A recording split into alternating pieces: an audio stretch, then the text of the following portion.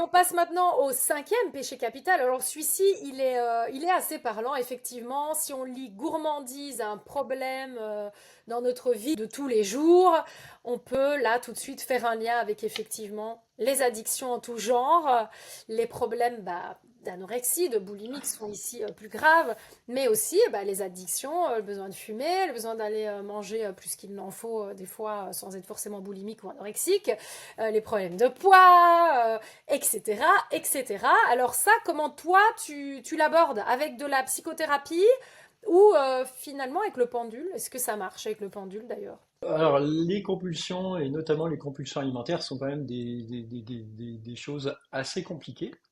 Donc, on ne peut pas les aborder à la légère. Alors, ça ne veut pas dire que quand on travaille avec le pendule, on aborde les choses à la légère, hein. Alors, et puis, encore une fois, on n'est pas des médecins. Donc, déjà, euh, voilà, quand par exemple quelqu'un est anorexique, la case médicale, malheureusement, quand c'est très grave et on ne peut pas l'éviter, quoi. Il faut passer par là. Il y a des médicaments, voilà, il y a un suivi avec un psychiatre qui est important ou un ensemble de professionnels. Donc le psychopraticien va être juste un élément en plus et le magnétiseur également.